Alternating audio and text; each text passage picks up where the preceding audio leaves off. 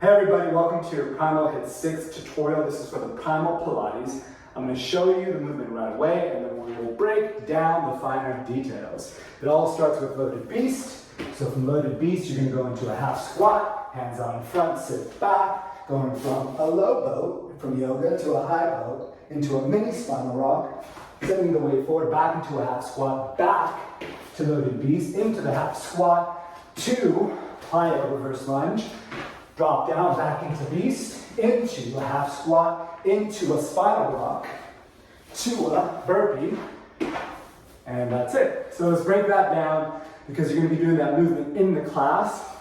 The meat of this movement, so to speak, is the loaded beast. You're going to be transitioning from that shape into the movements, and half squat is also another foundational section of the sequence. So you want to start with loaded beast, hips towards your heels, knees slightly turned out, very buoyant on the feet. My knees are about 1 to 2 inches above the mat. Arms are long, so I'm reaching out. Then you're going to use this feeling of being very buoyant to pop into a half squat.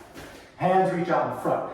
The first movement, you can do it by just dropping the hips and rolling to your back. However, we're not all as pliable as hot Pilates chicks, so I like to place my hands down onto the bum. Then you're going to go back into a low boat. So here, feet roughly in line with the forehead, hands as if you're diving backwards. Then you're going to come into a high boat by just bringing the knee towards the chest, and chest comes towards the knees. Then, this is the key, you got to create a little bit of momentum, like a mini spinal rock, keeping the weight on the shoulders, knees comes towards the chest. You need this momentum in order to come back to the half squat. Ideally, hips slightly below the knees or in line. Hands back down to jump back into the loaded beast. Notice the arms are long, and then you're going to look forward again, back into the half squat. Arms reach out in front. Your hips stay low. You're going to jump into 2 plyo lunges. As you jump back, keep your shoulders down, your core tight, stay looking forward, and ideally 90-90, 90-90. So it's as if, I've never tackled anybody, but as if you're going to tackle somebody. Back into the half squat, right? Looking forward, hands go back down. Back into the loaded beast, looking forward again, back into the half squat. Then, this last bit, again, I use my hands, you're going into the spinal rock. The key on this one is to keep the weight on the shoulders, not on the neck. The hips go up, the heels kick towards the butt, and the knees go towards the ceiling. So I'll try to pause so you can see it. That's the position. You come up, jump up. Another way to conceptualize that spinal rock is that on the spinal rock section, when you kick your hips up, you're kind of getting bound, and then you release all that energy forward, much like you were drawing back a bow and arrow. So I'll demo that one more time so you can kind of see it.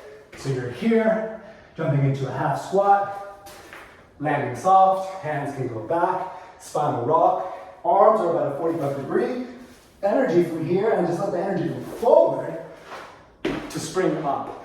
So I use that to go from the bottom phase to the top phase. Now, one thing in the warm-up, when you're doing the warm-up for this class, pay close attention to the section where we do the dragon lunges and really get into the knee and the hip, because obviously you're going to be doing a lot of the loaded beast into the half squat. One other tip on getting forward a little bit more fluidly, so it's not so difficult, it's the same concept.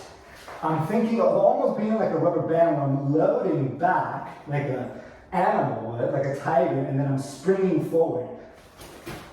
Just like that. So it's almost like if you ever watch those parkour videos where they're putting their hands down and pulling, propelling themselves forward onto a ledge, very similar. Then, again, I use my hands, but if you're pliable enough in your hips, you can just roll back.